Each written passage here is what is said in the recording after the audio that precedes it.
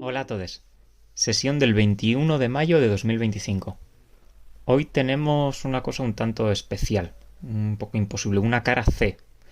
Hoy Alejandro va a presentar al comienzo de la sesión un artículo que escribió sobre la verdad en Deleuze y a raíz de ahí recoger todos los cabos sueltos que hemos ido teniendo durante este capítulo.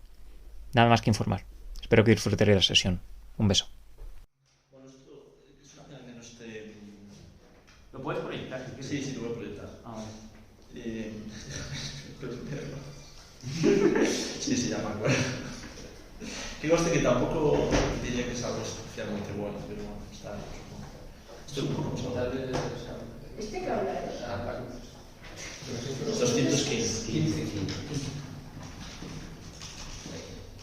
Pero que tenga que no esté Fernando, porque el artículo va de la verdad, que la última sesión estuvo insistiendo en que hablásemos de la verdad. Sí. Y al final no hablamos nada de la verdad.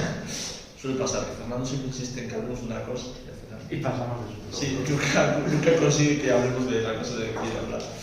Pero, joder. Pues está guay que hablemos, ahora que no está él, que hablemos. Ya el siguiente día cuando probamos. Pero si preguntó explícitamente, hola, mañana qué hora. Sí, A lo mejor, claro, me preguntó, le dijimos a las 5 y dijo, pues no. se le dijo que era a las 5. Hazlo rápido por si llega. Bueno, Cuando este llegue decimos, no, ya está. es un artículo que publiqué por ahí en 2022, cuyo único fin en realidad era que me diese una beca predoctoral, no tenía ningún otro fin y funcionó. O sea, estoy orgulloso del artículo solo por eso. Y trata como un poco de este capítulo, de la imagen del pensamiento, y un poco de qué es la verdad, ¿no?, a partir de ese capítulo. Esto es como un poco el índice, ¿no?, que son, como veis, distintos postulados de la imagen del pensamiento y un poco las conclusiones. A ver, ¿cómo contar esto sin liarme demasiado? Es que aquí hay muchas cosas que ya sabéis, yo creo. Claro, se trata de pensar la diferencia, ¿no?, de pensar sin fundamentos. Esta es la cosa, de pensar sin presuponer ningún principio idéntico. Entonces habrá que ver de qué modo se puede pensar así y a qué noción de verdad da lugar esto. Es decir, un pensamiento que no se funda en nada, o esto también es una cuestión que discutí, que me criticaron un poco en la defensa del TCM, o que no me criticaron, sino me preguntaron si desde mi perspectiva en Deleuze había como un pensamiento sin fundamento, rollo, una teología negativa, al estilo de Adorno, o más bien un pensamiento pluralista. Obviamente yo respondí que lo segundo, en el sentido de que en Deleuze no es tanto que no haya fundamentos, sino que hay muchos. Por lo tanto, no hay un solo origen, sino lo que hay es como múltiples orígenes, por lo tanto lo que hay son como simulacros constantemente actuando. Esta fue la perspectiva, ¿no? Y entonces la cuestión es esa, la cuestión es qué lugar deja esto a la verdad. Esto de la verdad es un concepto que no me inventé yo, que se inventa como Menge, que es un intérprete de Deleuze en este libro, que es Deleuze o el sistema de lo múltiple, donde dice que la verdad en Deleuze siempre remite como a otra verdad, de algún modo, que es como el elemento genético. Es decir, la verdad no es algo que ya esté dado, sino que es producido, es creado. No se crean conceptos, se crean funciones, y las verdades se crean. Entonces, claro, ahí está en juego una cuestión importante, que es lo que entendemos por verdadero. Esto es un poco la tesis del artículo. Es como que habría tres sentidos distintos de verdad en Deleuze. Por un lado, estoy como contándolo todo así de manera muy rápida, ¿no? Pero por un lado habría como la verdad más, por decirlo así, más superficial, que es la verdad proposicional, ¿no?, las verdades del mundo, las verdades de la ciencia, el arte, todo eso son verdades. Pero Deleuze lo que hace es, esas verdades no son originales. Es decir, si nos metimos al capítulo este de la imagen del pensamiento, es eso de las soluciones no son lo originario, sino los problemas. Y también habla de que la proposición no es lo originario, sino aquello que está detrás de la proposición. Entonces, hay un primer sentido de la palabra verdad en Deleuze, que es la verdad eso más obvia. Va a decir Deleuze, esa verdad se remite a otra verdad, es decir, a un elemento genético, a unas fuerzas creativas, vitales, que crean esa verdad. Es decir, esas proposiciones, esas soluciones, esos conceptos son creados. Entonces, de algún modo hay una verdad de la verdad. Es decir, ¿cuál es la verdad de estos conceptos? ¿De dónde salen? Esto también recuerda mucho a Nietzsche, aquí también trato bastante a Nietzsche. ese rollo de la genealogía, ¿no? ¿De dónde sale la moral? ¿De dónde salen los conceptos de lo bueno, de lo malo? ¿De dónde salen las verdades de la ciencia? Pues siempre se remiten a otra verdad, ya sea histórica, ya sea lo que sea. En Deleuze, desde luego, no es histórica. Pero es eso, ¿no? La verdad es crear. Pero luego había otro sentido de la verdad, ¿no? Por darle la vuelta, que es la verdad de que toda verdad se remite a otra verdad. ¿Entendéis? ¿No? Es decir, vale, toda verdad es crear, toda verdad es producir. No me acuerdo en qué términos lo dice exactamente, pero las soluciones son generadas, los problemas son originarios, pero es un conjunto, es otra verdad, ¿no? ¿Entendéis? ¿Dónde deja Deleuze eso? De algún modo. Entonces, esto casi es que me voy a saltar toda la introducción, luego la podemos comentar, porque son cosas del capítulo. Pero esto debe estar como por la conclusión, a lo mejor. Aquí, sí. Esto es lo que os decía. Los términos. Un poco más grande. Sí. Es que esto luego, para mí es lo único gracioso del artículo, luego lo demás ¿El artículo dónde está? es en Logos, Metafísica. Sí, buscas el título y te aparece. Está en Logos, en la revista de la OCDE. Logos Análisis del Seminario de Metafísica. Pero si buscas Deleuze y la verdad de la verdad, ya te aparece. Bueno, esto es lo que digo aquí, ¿no? La verdad proposicional. Claro, esto todo es en realidad ese capítulo es una lucha contra la representación, contra el juego de la representación, con la idea de presuponer un modelo, etcétera, etcétera. Luego vamos a analizarlo con más detalle. Es decir, no hay verdades universales ni absolutas, porque toda verdad se remite a unas fuerzas que la generan, unas fuerzas que son siempre singulares, son acontecimientos, ¿no? De algún modo, son juegos de verdad, remitiéndose en términos de Foucault. Pero esto es lo que os decía, ¿no? Hay un tercer sentido que incluso ellos no explicitan, que es aquella por la cual toda verdad se remite a una verdad de la verdad y no a un fundamento unívoco. Entonces, esto quiere decir que es por la verdad, que toda verdad proposicional está presidida por una verdad de la verdad que otorga determinado carácter y valor. Es decir, que lo que habría en el origen sería siempre el devenir y la pluralidad, y eso en cierto modo es una verdad irreductible. Y como lo que está en el origen es justo estábamos hablando de ti, porque estaba como contando cosas de la verdad en Deleuze, que fue lo que quedó pendiente de la... Entonces, por resumirlo ahora que está Fernando, en este artículo planteo que, ya es de 2022, planteo que en Deleuze, a partir de este capítulo de la imagen del pensamiento, habría como tres sentidos de la palabra verdad. Uno, que sería la verdad proposicional, que es como la verdad científica, las verdades de un determinado momento. Esa verdad se remitiría a una verdad de la verdad, que sería como el juego de fuerzas que la produce. Y habría otro sentido que es la verdad de que el primer sentido se conecta con el segundo.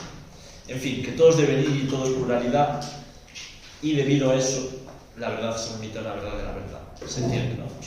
Entonces, aquí hay bastantes cosas que se pueden discutir. ¿Cuál es el papel de este tercer sentido de la verdad? Es decir, que en el origen hay devenir y hay pluralidad, ¿en qué sentido se puede decir que sea algo verdadero? ¿No? ¿En qué sentido Deleuze puede afirmar? O sea, Deleuze nunca lo afirma en ese sentido, nunca dice hay una primera verdad fundamental, y es que no hay verdades universales, porque todo está en devenir. Nunca lo dice así, pero podemos plantearnos. De algún modo es lo que estás presuponiendo. También lo que contamos, ¿no? ¿Cuáles son los presupuestos subjetivos que tiene Deleuze que él mismo no se da cuenta? Pues este podría ser uno de ellos, ¿no? La idea de que hay una verdad originaria y es que no hay verdades originales, por decirlo así. Entonces de eso va el artículo. Luego pues se va tratando como las cosas con más detalle. La idea sobre todo, aquí cojo como simplemente una serie de presupuestos que dice Deleuze. La idea sobre todo pues es que, esto es lo que ya comentamos en el seminario, que lo que critica sobre todo Deleuze es que cojamos como una parte de la realidad, unas verdades de un determinado momento y creamos que eso es de derecho, no es de derecho y derecho. Es decir, que cojamos las soluciones que nos ofrece la ciencia en un momento y digamos que eso es lo trascendental. O en el caso, ¿no? Que el error es lo trascendental. El error solo puede ser lo trascendental si presuponemos que hay una verdad en el mundo, una verdad dada. Entonces, si hay una verdad dada, lo único que consiste el pensamiento es en descubrir esa verdad. Y lo negativo del pensamiento es equivocarse con esa verdad. Como Deleuze no presupone eso, se nos dice que la verdad es producida, lo trascendental sería más bien la estupidez, en el sentido de que produces verdades que son irrelevantes, o sea, verdades que no aportan nada. Y que te equivoques o no es secundario, siempre y cuando aportes algo relevante. Entonces todo ese juego, ¿no? La verdad, a ver, ¿qué más digo aquí? La verdad... Sí, lo mismo, ¿no? Que claro, al remitir a una verdad de la verdad y esa verdad de la verdad ser algo plural, pues no hay un principio, sino que hay muchos. Hay un juego de fuerzas detrás de cada verdad, básicamente. Y luego también, y ya acabo, porque lo demás creo que más o menos se sabe. Aquí hay una cosa donde hablo de Nietzsche y de Foucault. No me acuerdo muy bien qué decía, si os digo la verdad. Creo que era algo así como que Foucault dice que para Nietzsche, en el inicio de la verdad está la mentira. Es decir, primero hay una mentira y a raíz de eso se construye la verdad, que es algo que dice como el crepúsculo de los siglos y tal. Y creo que digo yo algo así como que no puede estar al inicio la mentira si no había verdad como tal, ¿no? Lo que había siempre es un juego de fuerzas, y ese juego de fuerzas lo que va son constituyendo determinadas verdades. Entonces no hay ni falsedad original ni verdad original, que es todo el rato un juego de fuerzas. Pero la pregunta, ¿no? La pregunta central, yo creo que es lo único casi interesante de esto, es si es verdad que no hay verdad. Es decir, que esa idea de que todo es devenir, que todo es juego de fuerzas, ¿qué papel ontológico o epistemológico juega en Deleuze? ¿Qué papel le podemos otorgar a su crítica de la imagen dogmática del pensamiento? ¿Esa crítica es verdad en algún sentido o es un juego más, ¿no? Supongo que va por ahí. Luego sí, ya acabo. Hay otra cosa interesante, ahora que me acuerdo, que critico un poco a Deleuze porque, efectivamente, si tú eliminas, y en eso yo lo sigo también, y cualquier pensador actual no lo sigue, eliminas todo fundamento, ¿no?, trascendental de la verdad, la pregunta es cómo seleccionamos, ¿no? Yo creo que es como casi la pregunta central de nuestro pensamiento actualmente, que es cómo seleccionar, cómo determinar qué verdades son más interesantes o qué pensamiento, por ejemplo, qué organizaciones políticas son más interesantes o menos, cuando no hay criterio trascendental, cuando ya no puedes remitirte a que estas son buenas y estas son malas, o qué verdades, cómo seleccionar qué verdades son mejores que otras si ya no hay un criterio epistemológico fuerte, ¿no? Y lo que critico aquí un poco es que los términos que utiliza Deleuze muchas veces son un poco insuficientes. A veces habla de anarquía coronada, eso puede dar la sensación de que no hay que seleccionar, ¿no?, que simplemente hay que afirmar la pluralidad de todas las cosas, toda la diferencia, y no hay que escoger qué diferencias de algún modo son preferibles. Bueno, ya me habéis escuchado, yo creo que decirlo alguna vez aquí. Lo mismo aquí, ¿no? ¿Sabéis lo de esto de Deleuze que dice, no, en vez de la diferencia trascendente bien-mal en mayúsculas, la diferencia ética entre lo bueno y lo malo? Ya, pero ¿qué es lo bueno y qué es lo malo, no?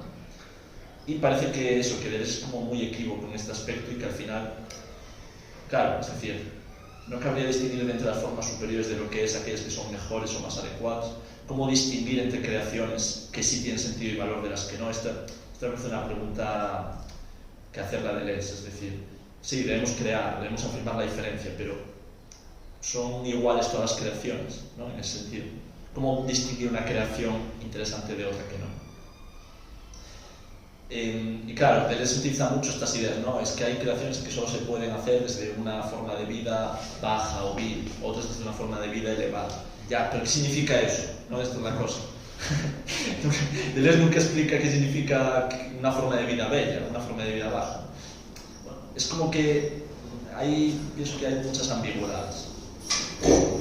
Y finalmente estas son las preguntas que hago, ¿no? Un poco, ¿basta en este mundo con haber sido capaz de llevar tu singularidad hasta sus máximos límites? ¿O debemos cuidarnos de aquellas singularidades que en su enésima potencia no suponen sino una enésima potencia de gracia y envenenamiento? Esto va porque en diferencia y repetición, ya lo vimos que lo habla muchas veces de, no, la prueba de eterno retorno la pasa a aquellos que afirman su singularidad al máximo o aquellos que llevan su diferencia a la enésima potencia. Ya, pero, de nuevo, igual yo tengo una mente demasiado cerrada, pero Hitler no lleva su diferencia hasta la enésima potencia. Pregunto, ¿no? Creo que, aquí no menciona a Hitler, pero algo así digo, alguna burrada de esta. No sé. Claro, como aquí digo, este criterio se queda en la mera cuantificación del poder vital, es decir, no distingue cualitativamente.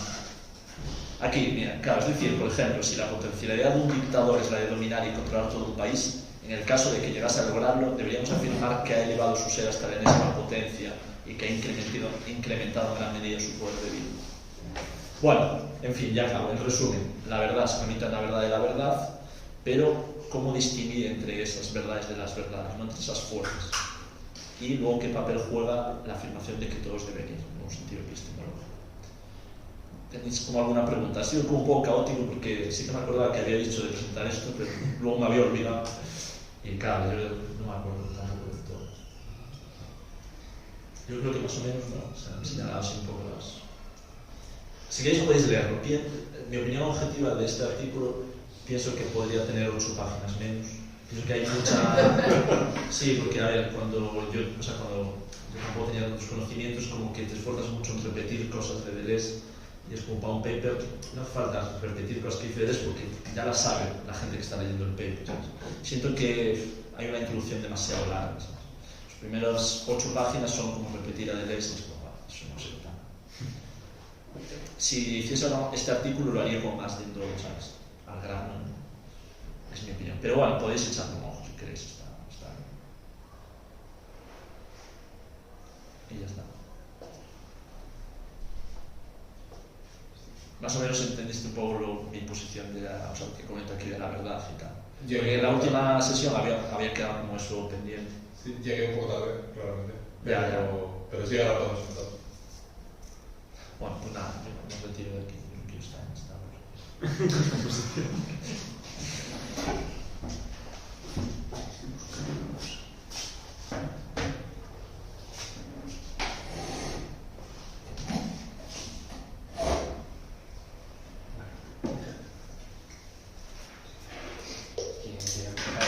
Yo, sinceramente, soy partidario de que, como somos pocos, nadie esté avanzando, no se para en nada y simplemente fluyamos adelante. Pues estoy buscando una cosa, pero yo voy a callarme hasta que la encuentre. Pues a mí lo que se me quedó el otro día es exactamente lo que leí en las páginas 248 a 250. Es cuando cita a Albert Laumann, que desarrolló un platonismo como un platonismo de la multiplicidad, que después de hecho lo busqué en Badiou, porque el de Badiou lo tiene que citar, y lo cita en el sello del acontecimiento, le buscas y le pone como un anticipador. Lo interesante es que Deleuze pues, se cruza ahí cuando está creando la idea de idea como objeto trascendente en la página 249. Dice, las ideas problemáticas no son esencias simples sino complejas, multiplicidad de relaciones y de singularidades correspondientes. Entonces, por lo que estaba diciendo al principio, yo creo que para hablar de una verdad hay que buscar un fundamento, digamos, positivo, más o menos positivo, sobre el que asentar algún tipo de contenido para la palabra verdad. Y yo entiendo que esas multiplicidades de relaciones y singularidades es aquello que podríamos considerar un sustento sobre el que poder decir después que algo es verdadero o no.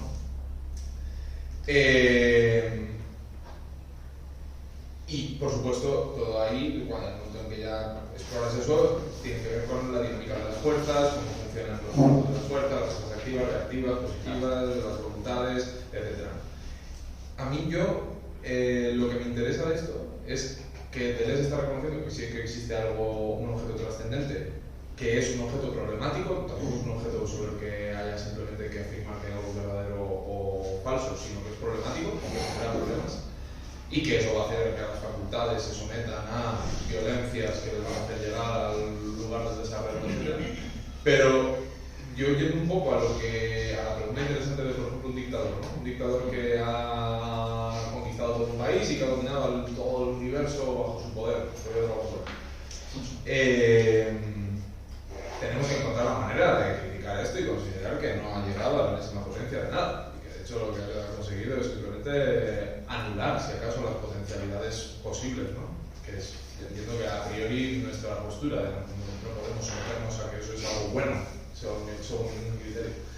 Yo ahí vuelvo sobre lo que dije el otro día, que por supuesto no se entendió porque lo dije así un poco rápido y mal.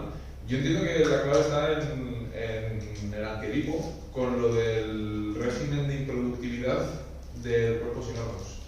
Que cuando algo es productivo, ¿no? Porque ¿qué es bueno y qué es malo? Pues, o sea, Descartes, es bueno y malo, Hegel, es bueno y malo. Hegel ha desarrollado toda una teología y una conceptología que está ahí a disposición para que un filósofo X coja y haga unas virguerías muy creativas, ¿no? Entonces yo entiendo que todo filósofo, aunque haya remado en la dirección de la negatividad y no haya conseguido más que dar vueltas en torno a sí mismo y generar un bucle cerrado cero productivo, sí que ha conseguido albergar potencia, digamos como cargar una batería. Y que esa batería, para mí es como cuando habla en el Antidipo del régimen de improductividad, como la asíntota que no es posible llevar a la producción, pero que permite la producción de la máquina. Entonces, diría que un dictador es como Hegel, en el sentido de que un dictador seguramente esté desarrollando herramientas de poder que en sí mismos son muy potentes, o sea, consiguen albergar muchísima potencia, pero que no están orientadas a la producción de nuevas posibilidades y de nuevas líneas de fuga, sino que están todas recogiéndolas en torno a un círculo cerrado. Pero que esas nuevas creaciones en sí mismas son creaciones para que después, por ejemplo, el caso de que un Spinoza coja los conceptos de Descartes y los lleve a la creación absoluta de conceptos, para darles sentido, se puedan coger y esa potencia desplegarla en lo que es la productividad. Entonces, yo entiendo que ese punto en el que me va a permitir distinguir aquello bueno y malo, siendo claros, es el hecho de que permita producir nuevas realidades. Y un dictador no permite producir nuevas verdades, pero sí que está desarrollando una potencia para crearlas. Hegel no está creando nuevas verdades, pero sí que está permitiendo una potencia para crearlas, al igual que Giordano Bruno coge a todo un aristotelismo pasado por 1000 historias, etcétera, las mezcla y dice, wow, aquí a crear lo que me sale. Yo por ahí lo entiendo. Yo siento es que hay como una moral, que ya digo, no digo que esté mal o que esté bien. Yo creo que hay como una moral de toda la filosofía de Deleuze que él mismo trata de negar, o sea, de darse a sí mismo compensadora moral. Pero dices tú, yo puedo estar de acuerdo con eso a nivel personal y a nivel filosófico también, de mejor un pensamiento, mejor una organización política que permita producir, ¿no? Y abarcar muchas potencias, muchas diferencias, muchas singularidades.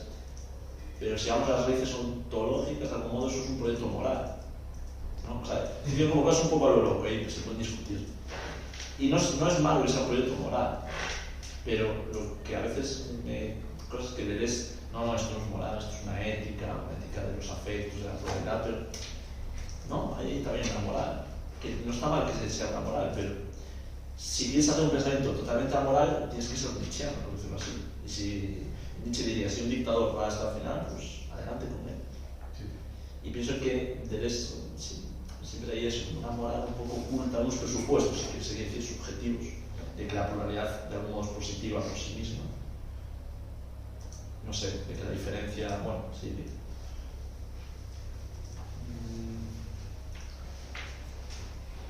¿Cómo decir esto? No sé si he entendido mal la postura de Fernando, y en cualquier caso, si tú no has dicho esto, pero sí que hay una especie de digamos, tendencia a decir dictador mal, y como dictador mal tengo que justificar desde la filosofía, desde el pensamiento, que eso mal. Y coincido con Alejandro al decir que a veces parece que en Deleuze habría algo así, una moral de la producción o de la creación, o de la diferencia en sí. En cualquier caso, si somos realmente amoralistas como pretende Deleuze, y creo que se puede leer así a Deleuze, el punto de vista del deber ser, al final ese es el punto de vista de la moral, no nos sirve simplemente porque no tiene consistencia. Es decir, incluso el mayor sistema moral, la mayor justificación de la moral que hay, que es Kant, a mi juicio no hay mayor sistema moral que justifique que pensemos desde el punto de vista del deber ser. A mi juicio no tiene ningún tipo de consistencia, por el mero hecho de que yo a Kant le puedo decir, bueno, pero todo esto que tú has montado es si queremos salvar la moral. Y yo en cualquier momento te puedo decir no. Y pasa lo mismo con lo del dictador. Por muchas reflexiones que hagamos aquí desde la Facultad de Filosofía sobre por qué está mal que un dictador sea un dictador, el dictador siempre te puede decir me da igual lo que me estás diciendo. Y si realmente somos amoralistas, dejamos totalmente de lado el plano del deber ser, porque, repito, no tiene consistencia, no adquiere la consistencia suficiente como para realmente ser lo que pretende ser, una ley universal, porque, como digo, cualquiera puede simplemente resistirse a esa y que debemos quedarnos en el debemos quedarnos. No, simplemente nos quedamos siempre en el plano del ser. Y al quedarnos siempre en el plano del ser, lo que vemos es que dictadores va a haber, por mucho que nosotros pensemos que está mal que los haya. Igual que siempre va a haber resistencia a los dictadores. Entonces, esto cito, referencia que siempre hago, el debate entre Chomsky y Foucault, momento célebre que a mí por lo menos me marca mucho, en el que Chomsky dice, pero es que si no hay una idea de justicia, entonces ¿por qué estamos luchando? Y Foucault dice lo más amoralista que voy a decir, que es, no, la lucha de clases no se hace porque es justa, se hace porque queremos ganar. ¿Por qué jamás, o el grupo que sea, voy a decir solo cosas problemáticas? ETA, LIDA, cualquier movimiento de resistencia. Podría decir cosas menos problemáticas como el movimiento LGTB, feminismo. Cualquier movimiento de resistencia está resistiendo por un ideal de justicia que se sitúa en un plano trascendente del deber ser. Si somos, digamos, modestos, simplemente no. Están resistiendo porque evidentemente quieren ganar. Entonces creo que más allá de esa apariencia de moral de la creación y de la productividad y de la diferencia en sí, lo que se podría decir es simplemente no es que debamos incentivar la diferencia, no sé qué, sino que va a estar ahí. O sea, por mucho que un dictador aparezca y quiera ser el dueño del universo, siempre va a haber singularidades que escapen, siempre va a haber puntos de fuga que escapen, y la lucha, la resistencia existirá, pero porque está en la naturaleza del ser el afirmar su propia potencia. Y como digo, creo que no tiene demasiado sentido, pero se puede discutir, justificar desde la filosofía que las dictaduras están mal, pero simplemente porque no sirve de nada.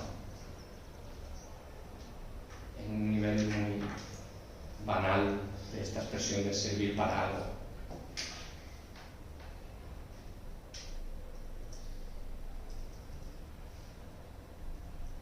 O sea, tú decías que de nunca se mueven en deber ser.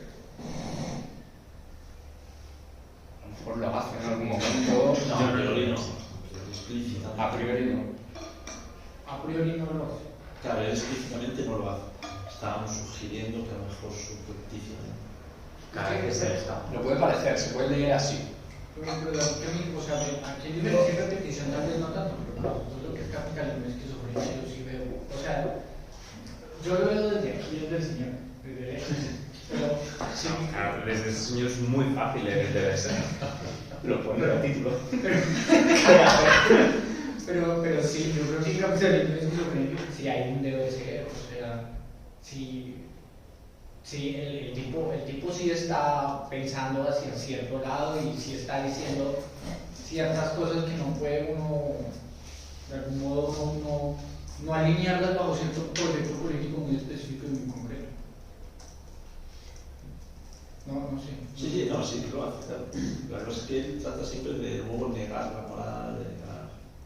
Yo he dicho, aquí tenía un punto que me voy un pelín, o sea, cuando queramos volver a definiciones de posición, capítulo 3, cara C, volvemos.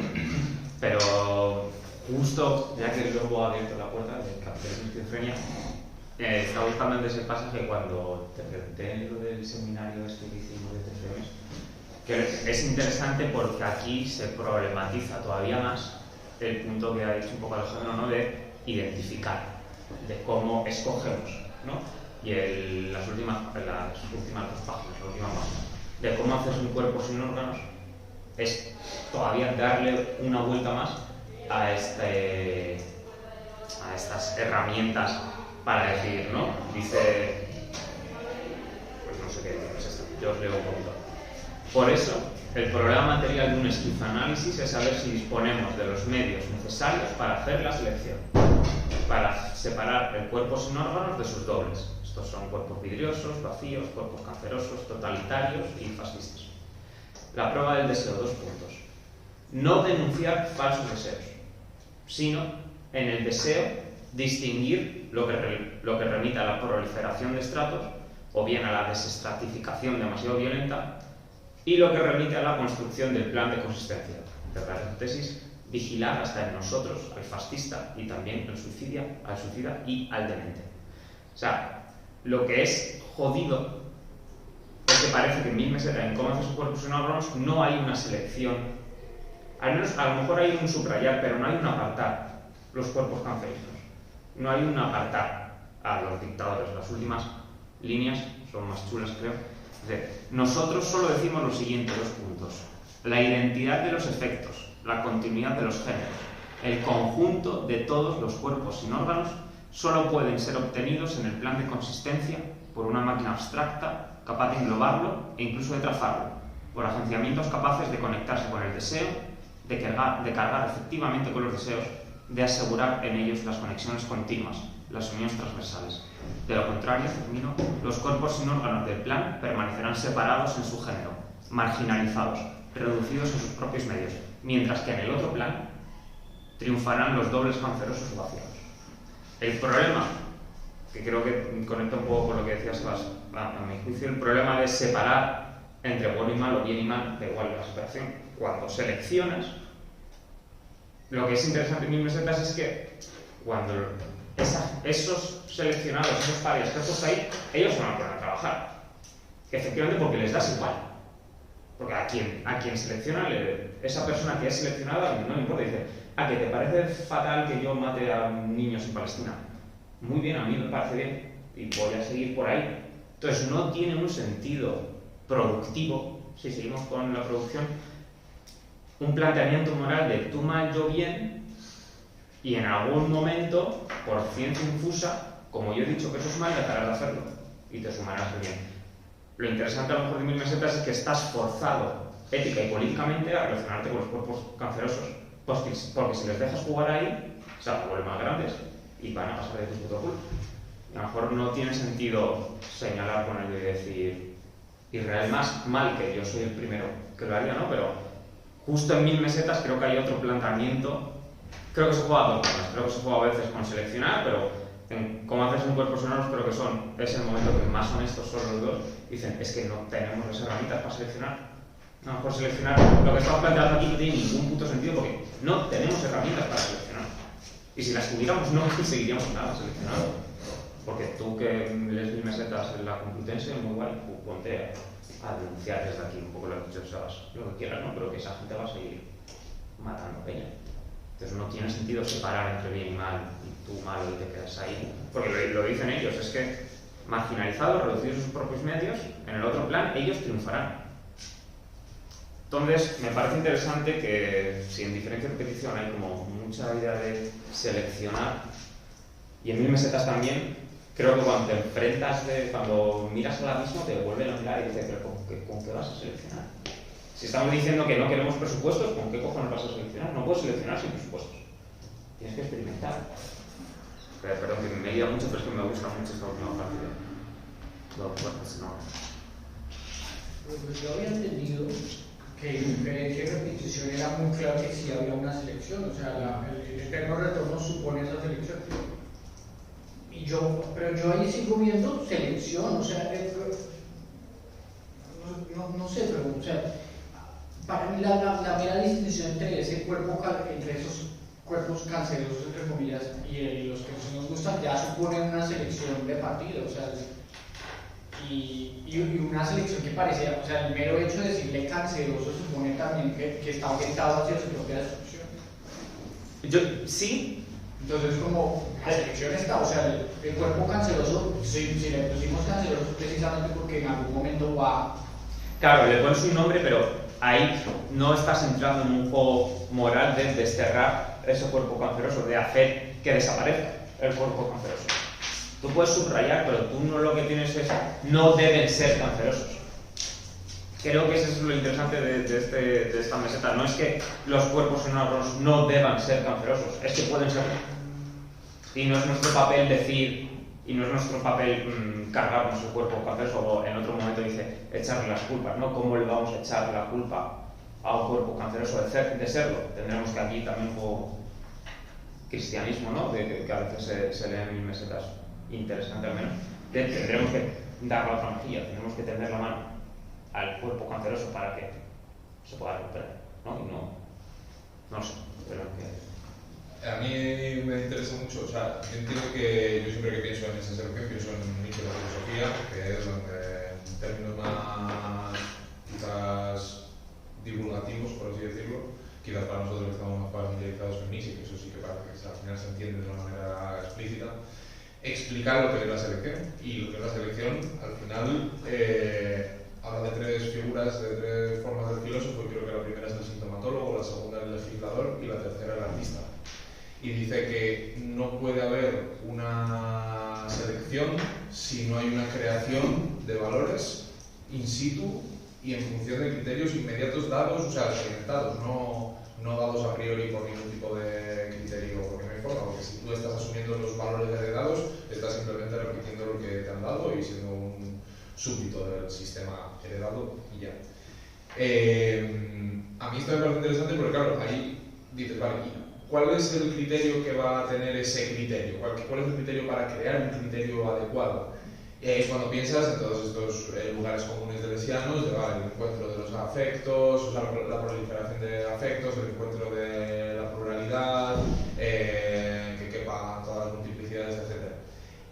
Y ahí es cuando dices, vale, pues realmente la desterritorialización, el hecho de que no estemos recapturando las líneas de fuga en torno a un centro común, parece el modo de poder establecer una especie de principio epistemológico fuerte, o al menos común para todos, para poder crear una idea de bien, sin querer ser demasiado platónico, pero sí algo con lo que manejarnos, ¿no? Algo con lo que salir al desierto, unas pequeñas herramientas con las que manejarnos.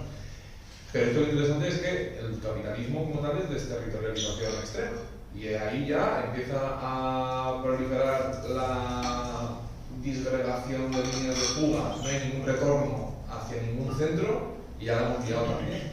Entonces, el problema, este problema para mí, ya no solamente es el problema de Deleuze, que quizás no me interesa, sino el problema de mi vida, que más me interesa. El hecho de que verdaderamente creo que estoy moralizando continuamente y me quedo tranquilo sabiendo que quizás sea verdad. O sea, y prefiero que quizás sea verdad y que al déspota violetazo en el cráneo antes de ponerme a reflexionar si es que un déspota tiene que tener posibilidad en su entorno, ¿no? O el nazi, o el fascista, etc. Entonces, claro, este problema se vuelve aún más complejo cuando ese criterio que parecía fácil de conformar, el encuentro de las multiplicidades, la proliferación de afectos, el encuentro con el miserable, que topamos todos, etc., cuando realmente el capitalismo parece el lugar en el que todo eso cabe, porque todas las multiplicidades caben, ¿no? Hemos conseguido unificar en un gran sistema universal todo el cosmos, pero como se atranque el freno de mano y ya no puedas tirar el freno y ya la línea de fuga ya ha tirado de manera descontrolada y estamos donde estamos, en esa especie de caída en un infinito, cae sobre sí mismo que autolevita, ¿no? Que queda como cayendo en el infinito cada más rápido. Y ni siquiera eso vale. Comentario aporético que no soluciona nada, sino que verdaderamente a mí esto es lo que mis entrañas se me quedan ahí en la mesa y diciendo, guau, ¿qué hacer con todo esto? Para vivir en eso, para vivir. ¿Quieres decir algo? No lo sé. No, entonces, por precisar mi posición, claro, es que yo creo que Deleuze actúa más como tú actúas que como él cree que actúa. Por lo que decía también Felipe, ¿no? A veces se me desvanece la mesa. Claro, cuando ya tildas a unos cuerpos de cancerígenos y otros de no, cuando ya hablas de cuerpos que son territorializaciones y otros que no, ya no estás afirmando toda la diferencia indiscriminadamente, sino que hay ciertas diferencias cuya enésima potencia es positiva y otras cuya enésima potencia es negativa. Esto yo creo que está implícito en Deleuze, pero él nunca trata siempre de no, esto es un sentido amoral, inmoral, es como una especie de afirmación de la singularidad, pero no, la afirmación de aquellas singularidades, que esto, refiero a ver, hay que distinguir qué opino yo personalmente de esto de una crítica filosófica que estoy haciendo. Es decir, yo puedo estar de acuerdo con Deleuze, con esa moral, pero no estoy de acuerdo con que no lo haga explícito que es una moral, porque no es estar a favor de todas las singularidades, sino estás a favor de solo las singularidades que de algún modo no son negativas como otras singularidades, porque Hitler también es una singularidad, probablemente una de las mayores singularidades que ha existido en la historia humana. Y lo que decías tú del capitalismo es verdad, de hecho está como medio demostrado que a partir de los años 80 el capitalismo y el liberalismo se apropia de este lenguaje, y por ejemplo hay muchísimos anuncios de bancos que dicen sé tú una diferencia, sé tú una singularidad. Es decir, el anarcocapitalismo no, el neoliberalismo se apropia mucho de este lenguaje, de sí, que cada uno sea su propia individualidad, que cada uno persiga su diferencia. Y es curioso como al revés, ahora el lado reactivo es el que dice no, esto nos hemos pasado de afirmar la multiplicidad, etc. ¿Quiere decir que estoy a favor de ser conservador? No, pero que es peligroso a veces ese lenguaje y que es muy difícil defenderlo sin asumir una moral. Y pienso que debe ser a lo mejor no una moral, pero sí lo que comentaba Felipe también, una propuesta política.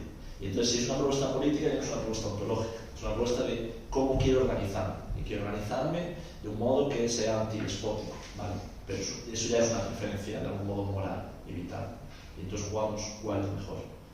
No es ese sentido puramente inmoral que yo solo encuentro en Nietzsche, no sé si en algún autor más. No, lo que tú quieras. No sé, estoy pensando mal.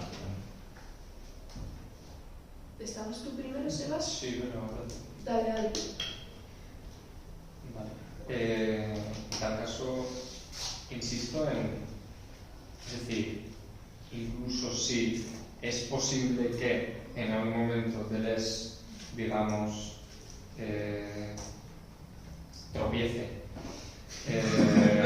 cosa que le ocurre a todo el mundo, y pase del plano al plano del deber ser, ¿sí creo posible pensar la selección? O sea, cada vez que Deleuze y Guattari hablan de selección, o todas las distinciones que trazan, quien no lo están pensando, o más allá de que lo estén pensando o no lo estén pensando, se puede pensar sin caer del lado del deber ser. Entonces, sobre la selección y sobre el eterno retorno, volviendo un poco a diferencia de repetición también, creo que no se trata, porque si se plantea en términos de estar a favor de ciertas singularidades, ya se está planteando desde el plano del deber ser, que es el plano de la trascendencia, porque ya hay un sujeto trascendente que juzga desde un punto de vista externo, pues qué singularidades selecciona. La selección en ciencia de evolución, en cambio, supuestamente es una selección sin sujeto. De hecho, el eterno retorno lo que hace es, no sé cómo lo dice exactamente, ¿no? Pero expulsar al sujeto y a las condiciones que hacen posible la acción. Pensar la selección desde el plano ser, creo que consiste, en vez de decir estar a favor de ciertas singularidades sino de otras, constatar que la singularidad, no ciertas singularidades, sino la singularidad siempre va a persistir. Es decir, que la totalización, ya sea la totalización del dictador, la totalización de la sociedad o la totalización del concepto, Hegel, siempre va a fallar. Y que la singularidad, sea cual sea, siempre va a salir por algún lado, siempre va a haber una línea actual. Y que eso es lo importante y lo que define una sociedad, es como una situación, que eso se comenta bastante, especialmente en Mil Mesetas. ¿Y eso qué significa para nosotros? Significa que, en fin, eso es el futuro, ¿no? El hecho de que el tiempo es lo abierto, es esta posibilidad constante de que surja lo nuevo. Y nosotros lo único que podemos hacer, y ni siquiera lo estamos haciendo nosotros, en el sentido tradicional de nosotros, el sentido tradicional de un sujeto que decide lo que está haciendo, es ver qué pasa cuando hacemos cosas, ver qué pasa cuando juntamos cosas y ver si eso, digamos, ver si eso adquiere consistencia. Y en capitalismo de esquizofrenia lo único que se hace es dar herramientas, en términos de Foucault, dar herramientas para la vida no fascista. Ahora bien, ¿tú eres un fascista? Pues allá tú. Si es que por mucho que yo pretenda que nadie sea fascista, me va a salir un fascista. También, porque, digamos, afirmar que la singularidad siempre se va a salir con la suya, también implica afirmar que incluso si llegásemos al estado ideal utópico comunista maravilloso, pues nos va a salir un fascista, claro que sí. Y que toda singularidad es ambivalente, tiene una doble cara, se puede utilizar para, ni siquiera doble cara, digamos, tiene innumerables usos. Evidentemente, el capitalismo de esquizofrenia se plantea por Deleuze y Guattari como un proyecto anticapitalista, como un manual de herramientas para la vida no fascista y anticapitalista. Pero el ejército israelí lo ha cogido, lo ha leído y ha entendido perfectamente que da igual, que ellos pueden hacer con eso lo que quieran. Y en sentido, más allá de que queramos o no, todo tiene este carácter ambivalente, toda singularidad puede convertirse tanto en Hitler como en el anarquista por venir. Yo ahí plantearía una pregunta, es decir, realmente, o sea, yo algunas veces siento que esa ambigüedad moral que hay o bueno, no sé si ambigüedad moral, pero el chiste de que tal vez no hace explícito cierta posición que sí está manejando también se ve en. Yo no sé hasta qué punto Hitler si es una singularidad, una diferencia. Claro, es lo que yo pregunto. Porque yo algunas veces siento, ahorita en el anteipo parece ser que lo bueno es lo molecular, lo malo es lo moral. ¿Qué sería Hitler? Moral. Se intenta como, ¿qué sería todo lo bueno, todo lo revolucionario, toda la catexis inconsciente de grupo, sujeto y nadie? 45 apellidos más, lo molecular, lo virtual, ¿sí? Entonces, como que si dejamos fluir las diferencias, siempre nos va a surgir algo más, poniéndole algo no fácil, sea lo que sea eso, ¿sí? O sea, entonces, pareciera que si dejamos rienda suelta a la diferencia, nunca nos va a surgir un fascista. Yo no sé si detrás de eso no hay una carga de un deber ser en otro nivel, porque ya no es un deber ser, es que el ser ya es el deber ser, el ser ya es revolucionario per se. Dejemos las diferencias y va a surgir 25 César La Rosa. No, de verdad, pues y algunas veces yo lo siento así en la lectura, creo que esa crítica se la ha hecho todo el mundo, pero ahora que yo lo leo directamente más en profundidad me encuentro eso. ¿Sí? Puedo decir simplemente una cosa y creo que no. Es simplemente sí, que dale. es que el capitalismo es el negativo de cualquier tipo de sociedad. A mí eso es una cosa que me encanta, porque realmente el nazismo, como una máscara más del capitalismo, etcétera, el dictador, como una máscara más de ese lado negativo de cualquier tipo de sociedad, a mí no me parece que sea una singularidad, sino la repetición de esa negatividad que aparece en cualquier momento, que en cualquier momento cualquier forma tiene detrás la negatividad de esa forma, que Deleuze y Guattari es el fascismo, es lo molar, porque lo molar, cualquier fenómeno molecular tomado en su molaridad, o sea, como fenómeno agregado, etcétera, es el fascismo, que siempre hay como dos caras. Una, la negativa, que es siempre la misma, que es una repetición de ese lugar siempre infinitamente igual, que es el despota, el nazista, y luego las singularidades que sí que efectivamente están creando. Yo creo que es un poco la respuesta. Pero ahora yo plantearía, o sea, igual lo útil de lo actual, virtual, molecular, etcétera, es que de algún modo sí tiene como su correspondencia empírica, siento yo, y en ese sentido leerlo tan dicotómicamente en este caso, si igual ahí la pregunta también le restaría como capacidad, digo yo capacidad explicativa, pero lo único que quiero decir capacidad de conectar los conceptos con lo que realmente sucede, o sea, lo moral, que sería lo moral de algún modo. ¿Sí? Igual lo que dice Sebastián en este caso es cierto. Existe esa edad y no todo puede ser fascista, porque si todo es lo moral es fascista en su máxima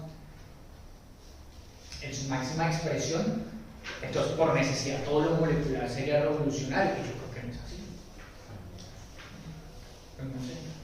No me acuerdo ni de qué iba a decir, si no soy yo misma. Era una cosa que habías dicho tú, creo, sobre que te molesta soberanamente que no explicite que está en el orden del deber ser. Soberanamente no. Que te molesta, o sea, se te notaba molesto con eres. Honestamente no entiendo por qué o sea, no entiendo esa molestia. ¿Qué necesidad de explicitar? A mí me parece que precisamente lo que tiene del estudiar. O sea, yo creo que el único fundamento que hace falta es, a mi juicio, una cosa que dijiste tú, Alejandro, que está en 1000 mesetas y que no recuerdo muy bien, pero era algo así como que siempre se tiene que partir de un territorio. Creo que ese es todo el fundamento que necesitas. El resto es sugerir y dejar que la diferencia se dé. O sea, es un poco lo que ha dicho Sebas también. La diferencia es verdad que siempre es ambivalente, siempre es biunívoca, por así decirlo, y siempre lo va a ser. Entonces, a lo mejor explicitar todo constantemente lleva a que siempre te quedes con una parte de esa ambivalencia. No sé si me explico. Yo no hacer un apunte. O sea, no muestra tanto que no lo ve implícito, sino que lo niega, que es una cosa distinta, que niega todo el rato la moral. Entonces es un poco más peligroso.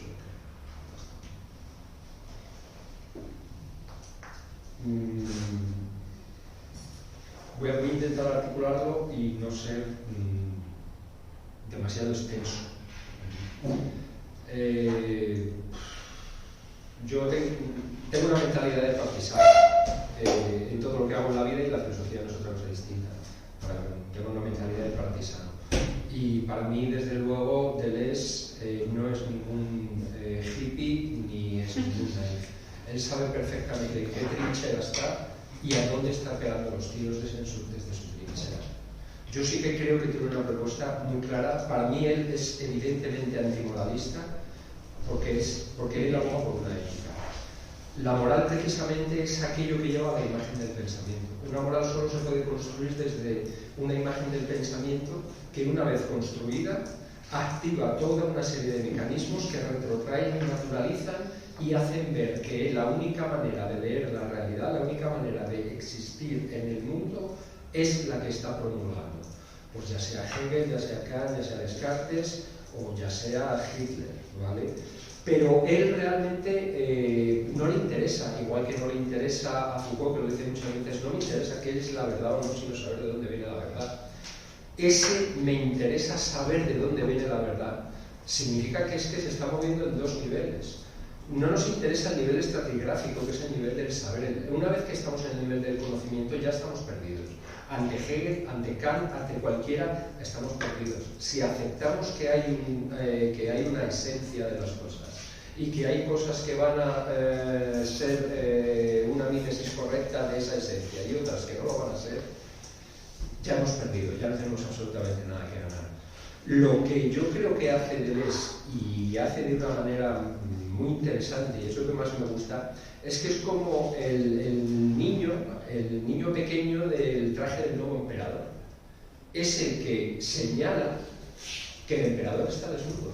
El emperador se viste de toda una estratigrafía, de toda una serie de estratos, de niveles, de teorías para decir, mira, el mundo es así. Y él es el que dice, no, un momento, estás desnudo. Realmente, para que tú digas esto, lo que has hecho es conducir las fuerzas. Hay una serie de fuerzas que están en el afuera y tú lo que has hecho es capturar una serie de fuerzas, conducirlas de una manera determinada y hacernos que esas fuerzas sean las únicas que seamos capaces de ver. Hay una cita que estuve buscando, que si me dejas el ordenador te la pongo. Hay una cita que a mí es la que me maravilla siempre, que es de Nietzsche y la filosofía. que es cuando habla de los sofistas. Por eso siempre yo estoy dándole vueltas al método de Platón y al método de la división de Platón, porque precisamente en el método de los sofistas es donde está la clave. No por algo Nietzsche reconoce que el primer fascista es Platón, y yo creo que en eso Deleuze es muy nietzscheano. El primer fascista es Platón. Platón no está buscando la verdad, Platón está imponiendo una realidad determinada a los ciudadanos que tiene a su alrededor, y además los está organizando de una manera impresionante. Y entonces, hablando del método de los sofistas, dice, claro, dice la pregunta, ¿qué es lo que...? Bueno, es que está en... ¿Qué es lo que supone? Ya, pero la página anterior, perdonadme un momento.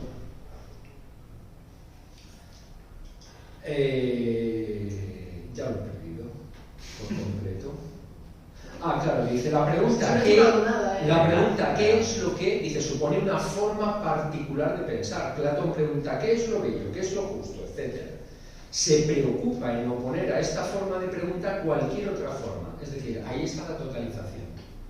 Simplemente en la manera ya de preguntar, lo que está haciendo es establecer una serie de estratificaciones que están creando un saber. Pero realmente lo está creando, por eso para él el saber es productivo, porque el saber se crea a partir de esas fuerzas que se van a seleccionar. Entonces dice, opone a Sócrates, ya sea a los muy jóvenes, ya sea a los viejos cabezotas o a los famosos sofistas. Y todos estos parecen tener en común responder a la pregunta citando lo que es justo, lo que es bello, una joven virgen, una yegua, una marmita. Sócrates triunfa. No se responde a la pregunta ¿qué es lo bello? Citando lo que es bello. Dice ahí la distinción graca a Platón entre las cosas bellas que solo son bellas, por ejemplo, accidentalmente según el devenir, y lo bello, que solo es bello, necesariamente bello. Dice, por eso en Platón la oposición entre esencia y apariencia, entre ser y devenir, depende ante todo de una forma de preguntar, de una forma de pregunta. Y aquí viene lo importante. Dice, sin embargo, podemos preguntarnos si el triunfo de Sócrates una vez más es merecido, porque el método socrático no parece ser muy fructífero. Precisamente domina los diálogos llamados aporéticos en los que reina el nihilismo. Dice, sin duda, citar lo que es bello cuando se pregunta qué es lo bello es una tontería, pero lo que es menos seguro es que la propia pregunta ¿qué es lo bello? No sea también una tontería. No es nada seguro que sea legítima y esté bien planteada incluso, y sobre todo en función de una esencia a descubrir. A veces surge en los diálogos un rayo de luz que pronto se apaga y que por un instante nos muestra cuál era la idea de los sofistas. Mezclar a los sofistas con los viejos y los chiquillos es un procedimiento de amalgama. El sofista Hipias no era un niño que se contentaba con responder quién cuando le preguntaban qué. Pensaba que la pregunta quién como pregunta era la mejor, la más apta para determinar la esencia, porque no remitía, como Sócrates creía, a ejemplos discretos, sino a la continuidad de los objetos concretos tomados en su devenir, al devenir bello de todos los objetos citables o citados en ejemplos.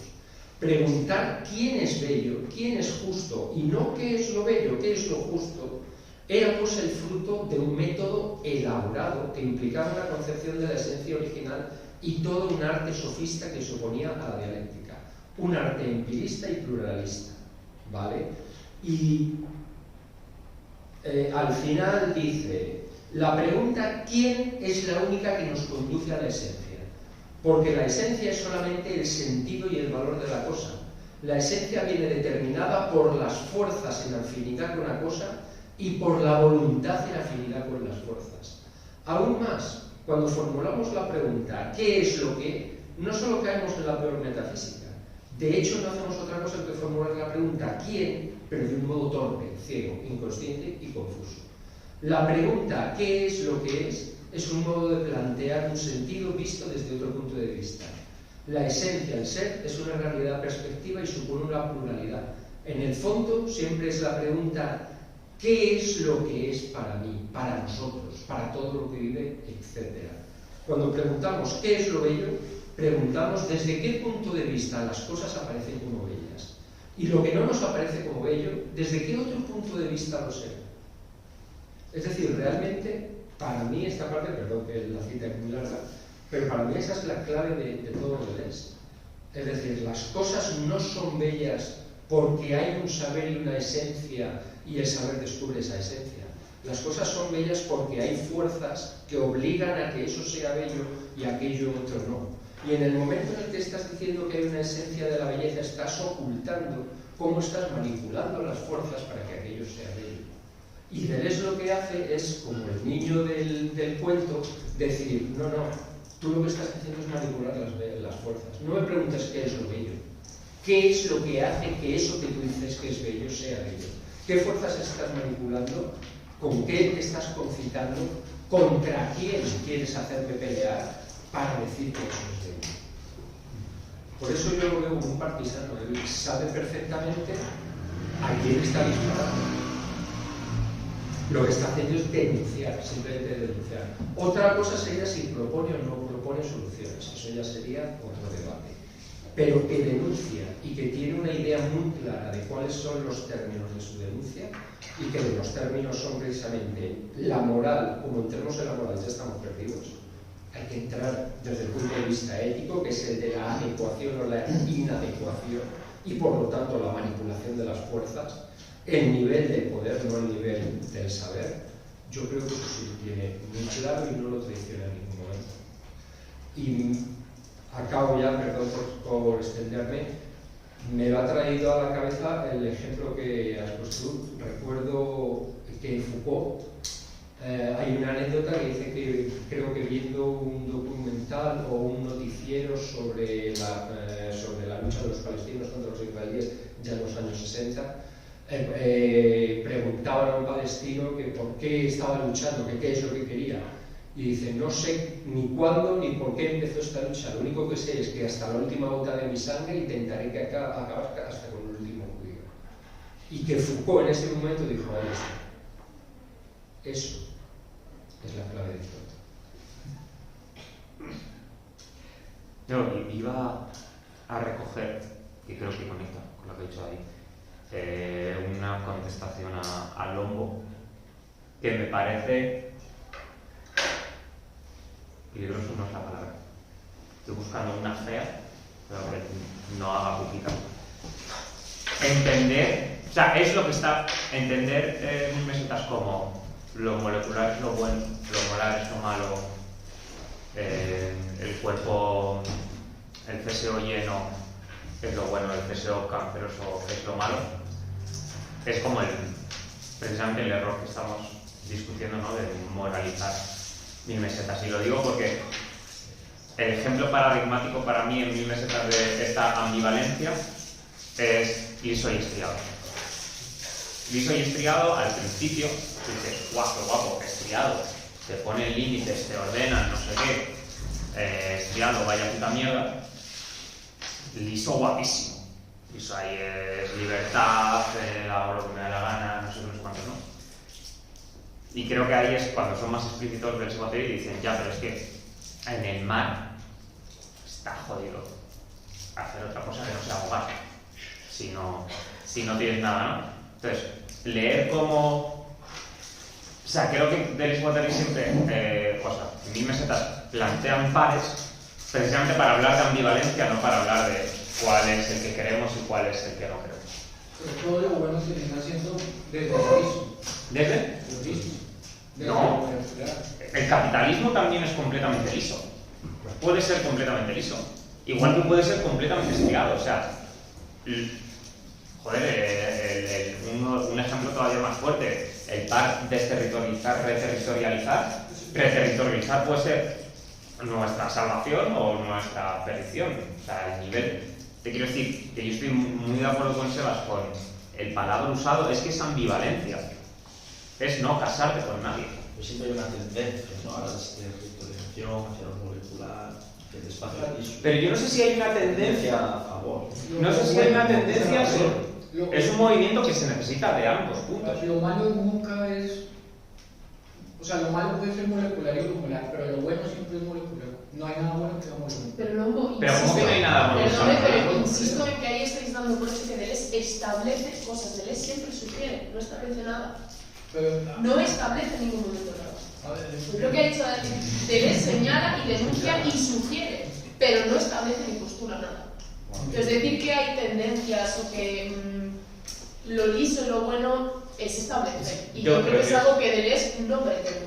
No, pero Lo que el español puede salvar es ver la paja en el ojo ajeno. O sea, la meseta de liso y estriado nunca dice que lo liso es lo bueno. No se dice porque se dice precisamente. O sea, el punto de. Yo soy muy pesado con esto. El punto es prudencia, es alisa hasta donde tú puedas.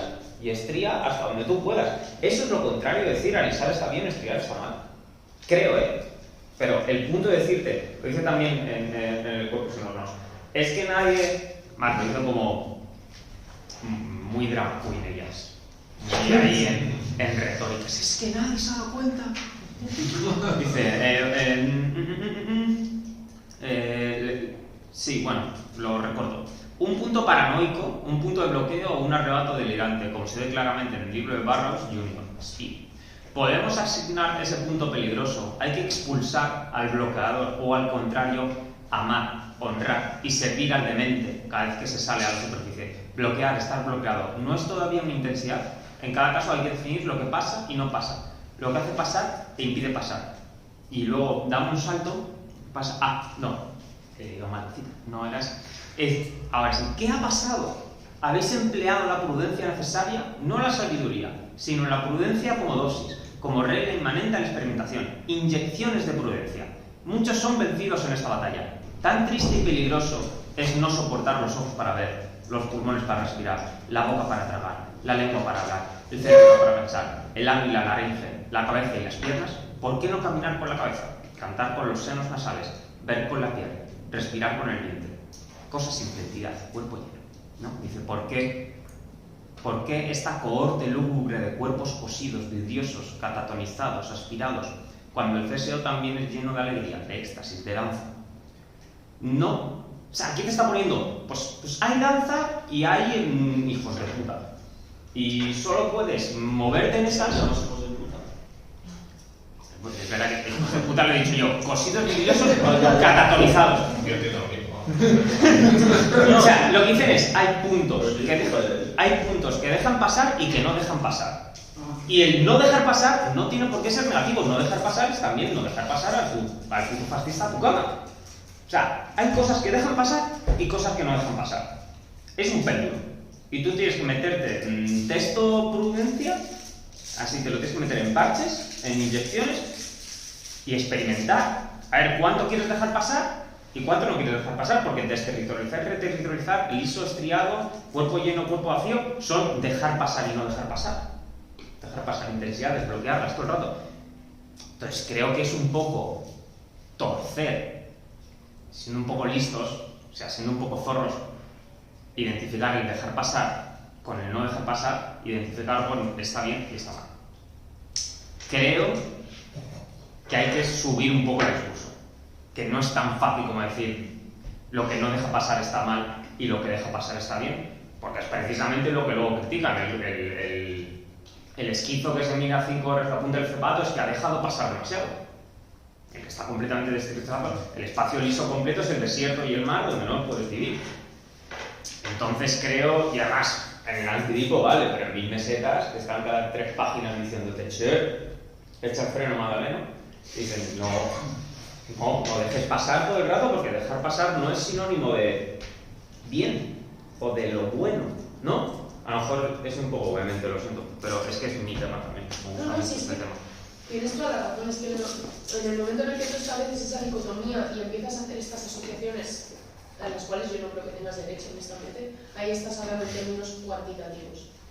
Y ahí es donde el terreno lo tienes perdido, absolutamente perdido, y ahí te gana el capital.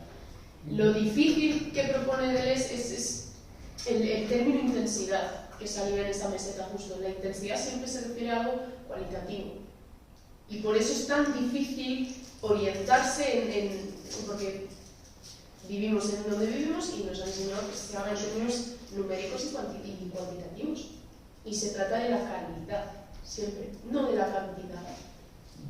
Ahí el juego de dejar pasar y no dejar pasar. Eso es lo difícil que tiene. Entonces, hacer esa asociación ya es valorar las cosas en términos, a mi juicio, cuantitativos, y además postular algo que yo creo que postular va en contra de lo que pretende Deleuze, pero es mi opinión.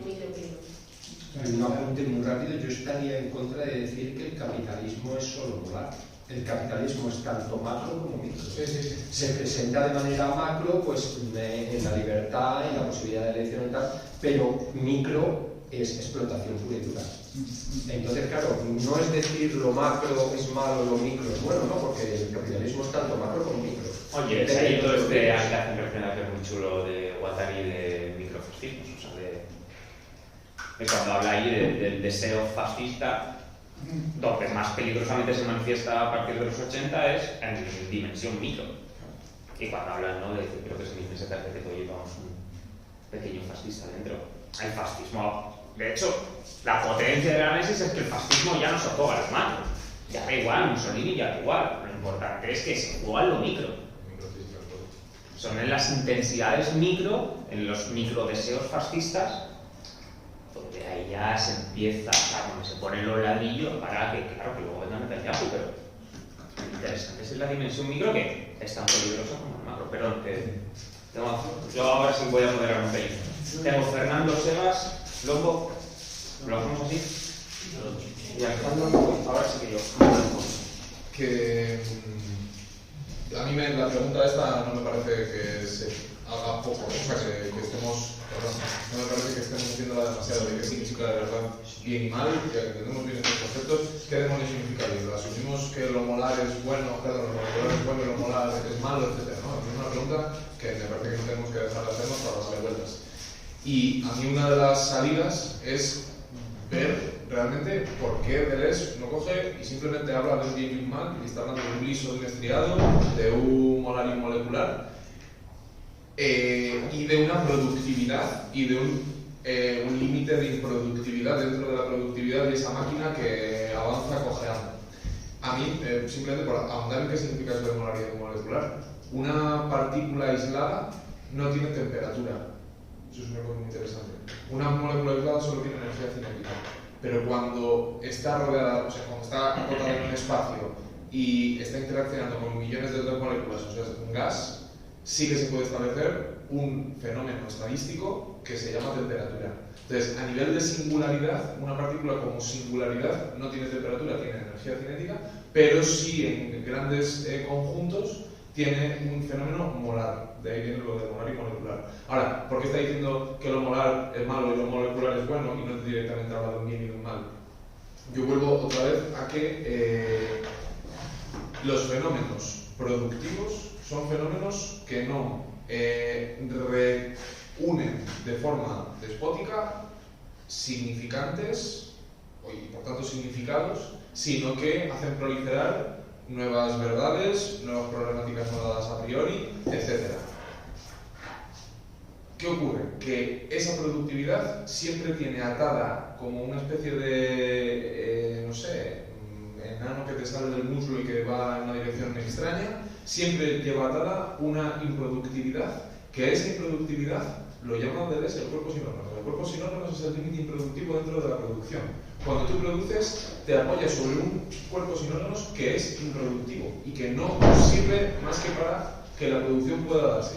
Entonces, no hay ninguna producción, no hay ningún fenómeno molecular que no conlleve un fenómeno molecular. Y eso, a mí, siempre que lo pienso, me viene la idea del maniqueísmo a la cabeza. Como esa idea de que siempre hay un bien y un mal, que cuanto más profundizas en qué significa el bien, más profundizas en otro camino de lo que significa el mal. Y que al menos es una dosis de realismo o de pragmática dentro de lo que... Yo no me conocía esa idea de prudencia, me ha gustado mucho, o sea, no me conocía esa tipo. Pero también por hablar de pragmática, que a veces son palabras que igual son un poco como de primero de carrera, ¿no? Pragmática, prudencia, pero luego tienen algunas aplicaciones brutales.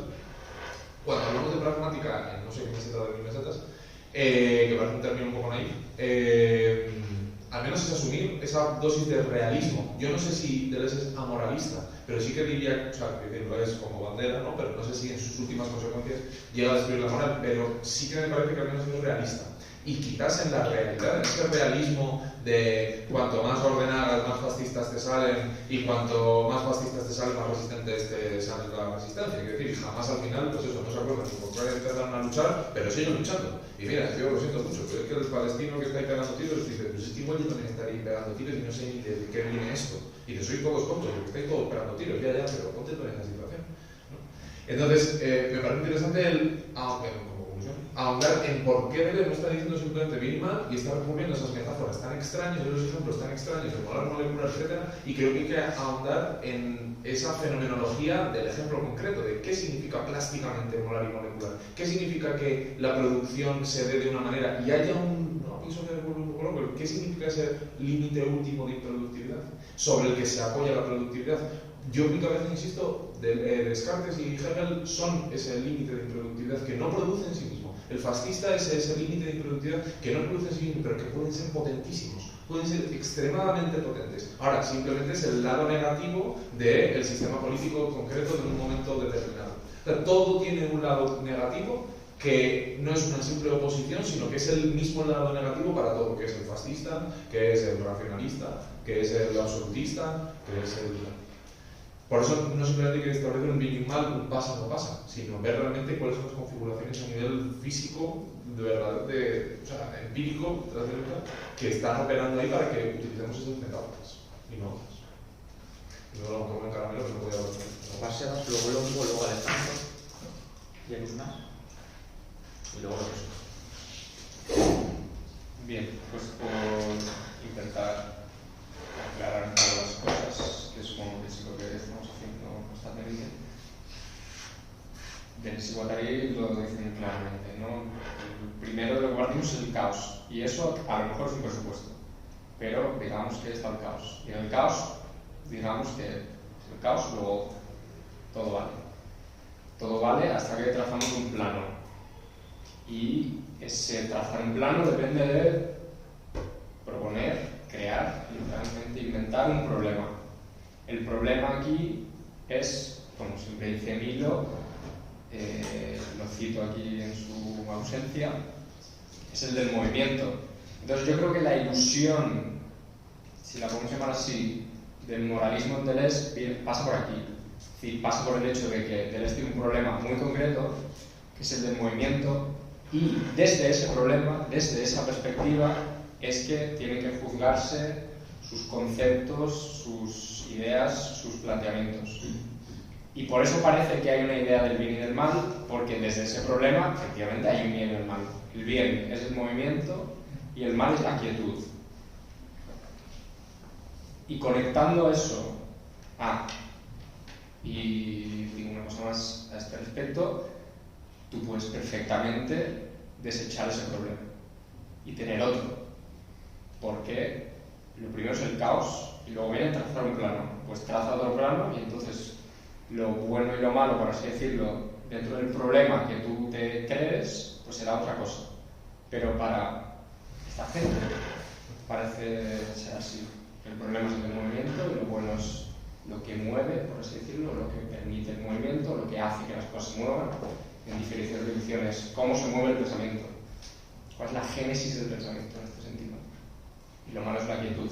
Y conectando esto con la idea de ambivalencia, que también me gusta a mí este palabrejo, claro, en absolutamente todo, la gracia de las ideas de los conceptos de molar y molecular es que muestran que todo es a la vez una y la otra. Y por eso no hay dialéctica, porque no son opuestos, no se oponen el uno al otro, sino que son, digamos, dos planos coexistentes que se afectan el uno al otro. Y se ve muy bien con las palabras que escogen, porque también esta mesa, en cierto nivel, pues es una cosa sólida, pero si haces mucho zoom, son átomos. Y si haces más zoom todavía, pues llegas a un nivel cuántico que funciona de otra forma. Pues de ahí sacan, creo, el juicio de Guattari esta distinción entre lo moral y lo molecular. Y en ese sentido, en todas las cosas hay un plano molar y otro molecular. Y por lo tanto, también, de cierta forma, hay en todas las cosas un fascista y un revolucionario. Y hay en todas las cosas la posibilidad de que el movimiento se vea interrumpido y algo se enquiste porque hay un exceso de molaridad, un exceso de totalización, hay un exceso de fascismo, pero también puede pasar que el movimiento se interrumpa porque hay un exceso de querer ser un revolucionario, hay un exceso de alisamiento. Véase el esquizo, que es la punta del zapato, véase cualquier tipo de agujero negro. Entonces, dada esta ambivalencia del ser, por la cual todo es a la vez molar y molecular, la pregunta dentro del problema del movimiento es ¿hasta dónde tenemos que conservar lo molar para que haya movimiento y hasta dónde tenemos que empujar lo molecular para que haya movimiento? Tanto si fuerzas demasiado lo molecular como si fuerzas demasiado molar, no va a haber movimiento. Pero, insisto, lo molar no es lo malo, porque sin molar tampoco hay movimiento. Sin un pequeño territorio, sin un poco de orden en el caos, como se dice en esa filosofía, pues tampoco hay movimiento. Pero, insisto, si no te interesa este problema, búscate otro. Y ahí es donde tal vez podamos discutir con Deleuze y Guattari porque son tal vez excesivamente relativistas y constructivistas. Por abrir otro debate más. Si no fuese suficiente con el final. Va al hongo y luego O sea, no, yo entiendo, o sea, no, y yo estoy de acuerdo con ustedes, o sea, yo creo que ese es el punto, o sea, lo digo porque es que la crítica no es mía, o sea, esa lectura de una posible como imagen de que se asocia o tendencia de que esto es lo bueno, esto es lo malo, no lo digo yo, o sea, lo ha dicho otra gente. Y yo creo que yo comparto en últimas como la utilidad de lo molar y lo molecular en últimas, eso molecular como ese régimen productivo, trascendental, donde yo lo entiendo así, donde se cocina la realidad, ¿sí? Donde está en intensidad, ¿sí? Eso es muy interesante para pensarlo prácticamente en todos los registros, porque de algún modo tienen como su correlato empírico, yo lo digo de esta manera.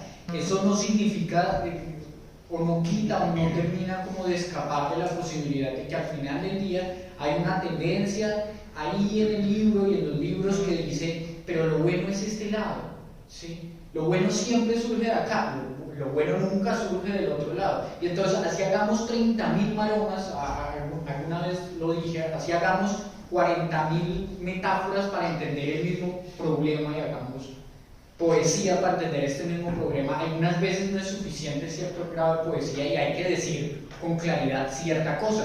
Y algunas veces, más allá de que hagamos 1000 metáforas, igual parece que lo que me estás diciendo es que lo bueno es esto y lo malo es lo otro. Eso sería muy imprudente. Ahora, Decirte que eso es bueno y eso es malo sería muy imprudente. Claro, sí, pero de nuevo, decirlo, incluso si me pones 25 metáforas por encima, si detrás está eso, la discusión que yo plantearía, que tal vez es más interesante, hasta qué punto eso sería malo, hasta qué punto eso sería bueno, y tal vez es prudente mantenerlo de esa manera, oculto o no oculto, pero en este estado distinto, pero igualmente está, sí, igualmente. Lorizo siempre termina, o sea, en Mil Mesetas es clarísimo las figuras positivas. O sea, cuando hablamos de los pueblos nómadas, hay una apología de los pueblos nómadas increíbles. O sea, uno termina la máquina de guerra y uno dice, brutal, quiero ser un nómada. O sea, quiero vivir en las estepas. ¿Sí? Y eso con muchas otras cosas. Yo no sé hasta qué punto. Eso no es problemático, no lo sé, pero creo que está, porque yo comparto tu lectura y yo no quiero tampoco caer en esas dicotomías que tal vez le quitan productividad a la discusión. Pero hay otra cosa, y eso es muy interesante, y eso es lo de la prudencia. Para el TFM estaba leyendo un artículo de José Luis Pardo, el de máquinas y componentes, y le hacen una crítica, pero si les me pareció devastadora a Mil Mesetas. O sea, si eso me dolió mucho. Pero ahí sí que es el malo. Pero ¿por qué razón? Porque el man termina diciendo, bajo el discurso de la prudencia, que al final del día pareciera que el Estado, que el problema no es que quieran o no quieran Estado, es que no todo Estado, y el Estado que les gusta a ellos, si seguimos al pie de la letra de la argumentación, terminaría siendo un Estado socialdemócrata, un Estado liberal, un Estado confesional. O sea, al final del día estamos actualmente en el mejor de los mundos posibles, no hagamos tanto porque el otro es peor. ¿Sí? Entonces, ¿hasta qué punto el discurso de la prudencia, que yo creo que es muy potente y muy interesante, no termina también como domesticando los conceptos que en un momento parecían tan poderosos? ¿Sí? Y entonces, ¿qué tanto vamos a dejar pasar? Igual hay que dejar pasar porque lo liso siempre es lo más bonito, ¿sí? Pero no dejemos pasar tanto, porque si dejamos pasar mucho, entonces nos jodemos y nos volvemos estos cuerpos cancerosos de los que tú hablabas. Pero al final del día es este juego de la prudencia que termina siempre volviendo igualmente a cierto punto medio, cierto término medio. Entonces, no me haces evidente lo uno, no me haces evidente si esto o lo otro, pero además además aquí terminas volviendo sobre, aquí tampoco me aclaras las cosas. O sea, yo siento que no está de más uno señalar eso. O sea, siento que es útil cogerlo de caja de herramientas, pero tal vez si te dejo los conceptos cocinándote en el libro, hay ciertos conceptos que yo digo, no sé cómo casan los unos con los otros. Y no sé exactamente entonces qué me estás queriendo decir con todo esto. ¿Sí? Y lo último, igualmente, más allá de eso, siento que al final del día, Deleuze y Guattari no solo sugieren, yo siento que ahí, yo creo que no están sugiriendo. A mí me dices que cuando tú me hablas del Estado, no me sugieres te sugiero que el Estado no, me estás diciendo el Estado es una mierda, y yo por eso me gusto, porque claro que sí, el Estado es una mierda, pero me lo estás diciendo, y siento que pero, o sea, no, bueno, sí, es que no sé exactamente eso. Y al final del día, no solo me estás sugiriendo que no solo me sugieres cierta ambigüedad y cierta ambivalencia, porque voy a tirarle. ¿Sabes qué no pasa con Hegel? Que uno sabe dónde está parado siempre. ¿Sí? Que el piso siempre es estable. Y eso me disgusta de Hegel algunas veces. Me gusta que en Deleuze el piso parezca que no es estable. ¿Sí? Pero algunas veces el suelo es tan inestable que uno no sabe si donde está parado es donde realmente uno piensa que está parado. Y algunas veces es necesario saber dónde estamos parados. Y ya eso, sí, eso. Para Alejandro, David, y luego me voy a poner. Bueno, difícil hacer un comentario tan preciso sobre muchas cosas. Sí, o sea, yo simplemente quería comentar, claro, que un poco en la línea de Juan Felipe, que ya es como si en todo ámbito hay un ámbito moral, otro molecular, pero tú mismo lo has llamado, hay un ámbito fascista y uno revolucionario. Y casualmente el revolucionario nunca es el moral.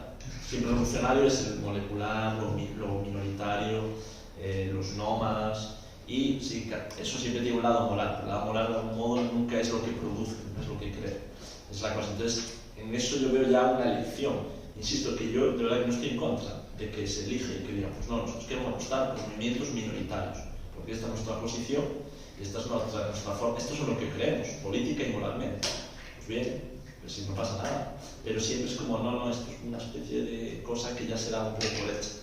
Y simplemente quiero señalar, yo creo que el punto clave está como en dos frases que no sé dónde están, pero deben estar, por el Antídipo, 1000 mesetas, que por un lado dice algo así como que todo deseo es revolucionario. Esto, si no, es que vosotros sabéis más de esos dos libros que yo seguro. Y hay como eso, dos posiciones. Una es que todo deseo es revolucionario, y otra que es una pregunta que también habló Juan Felipe en una charla, de por qué hay gente que desea su propia esclavitud. Entonces, ahí creo que está el punto de contradicción suma. O sea, o todo deseo es revolucionario o hay gente que desea su propia esclavitud. Entonces, por un lado, parece que seguimos como la posición de Alejandro de sí, todo deseo es revolucionario, pluralidad, singularidad, no se puede escapar de ahí, pero resulta que algunas singularidades desean mal, por decirlo así. Tienen un mal deseo, aunque Deleuze nunca jamás va a decir esto. Pero ese es el punto también, ese es el punto exacto que ellos destacan como algo bueno que consigue Wilhelm Reich, que él es el que ha conseguido configurar la pregunta por el fascismo como una pregunta por el deseo. O sea, sí, pero claro, hay como se juzga el deseo moralmente. Estos desean su esclavitud y los otros desean la revolución. O sea, a lo mejor los que desean la esclavitud también están deseando la revolución. O sea, que su revolución es matar judíos. en la Alemania de los años 30. No, como que, o sea, simplemente planteo estas dos frases, porque me parece que ahí está el punto claro. Por un lado, hay una tendencia y una voluntad de afirmar la pluralidad, la diferencia, sí, todo eso es revolucionario, todo es singularidad, pero por otro hay unos que desean algo que no nos gusta, que sea la esclavitud. ¿Por qué? O sea, ¿por qué tú eres más libre? Ahí ya te tienes que remitir al concepto de alienación, de más, entonces ya te estás metiendo en un lío bastante gordo. Es decir, ¿por qué tú deseas la revolución y los otros desean la esclavitud? ¿Por qué tú deseas mejor que el del otro? ¿No? Bueno, esas son las cosas que van un poco en la línea de lo que dijo Juan Felipe. No, pero nada.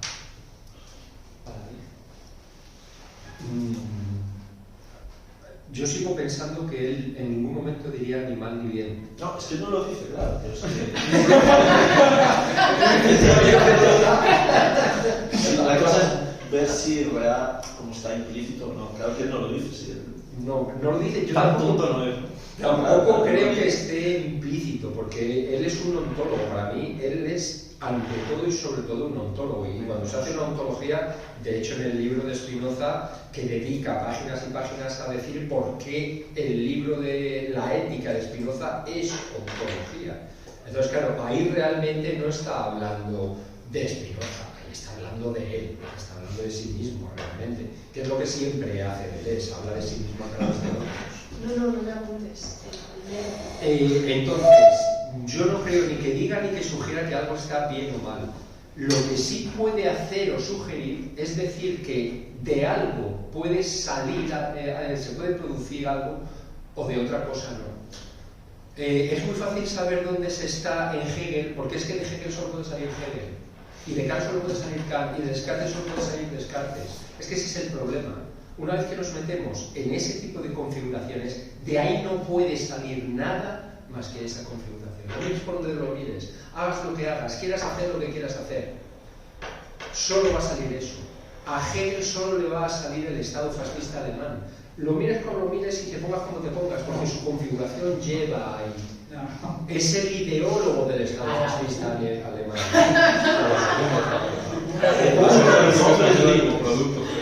La idea que tiene acerca de la realidad, del saber del espíritu absoluto, de cómo las leyes deben producirse a través de la manifestación de ese espíritu, poder es que produce el Estado fascista alemán, y no puede producir ni el Estado egipcio de los faraones, ni puede producir el Imperio romano. Bueno, yo quisiera él. Solo puede producir el Estado fascista alemán. Entonces, claro, es muy fácil saber dónde se está cuando se está en Hegel o en Descartes. Lo que dice Deleuze es, joder, es que es tan fácil hacerlo que es que de vosotros no sale nada. Nada más que lo que ya habéis sacado. La cuestión es saber si podemos sacar algo de otro lugar. Spinoza es cartesiano, ¿no? Él pervierte así. Y de repente... ¿Qué espíritu? Yo no diría que es cartesiano es Descartes. Se apoya sobre ese gran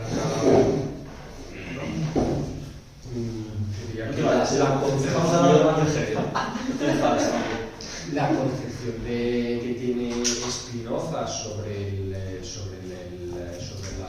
sustancia, esas dos dimensiones, yo creo que en Descartes se veían los pelos de punta. Sin duda, pero que hay una apropiación y una perversión muy rápida de un sistema gigantesco de Descartes y que siempre está a disposición todos esos grandes sistemas, incluso esos grandes sistemas fascistas, para pervertirlos en un gesto muy sencillo que de repente deriva hacia otro lugar. Claro, nadie habla desde la nada. Evidentemente todos recogen de aquí y de allá, y lo dice muchas veces, los filósofos no son tan imbéciles como para llevarse la contraria unos a otros.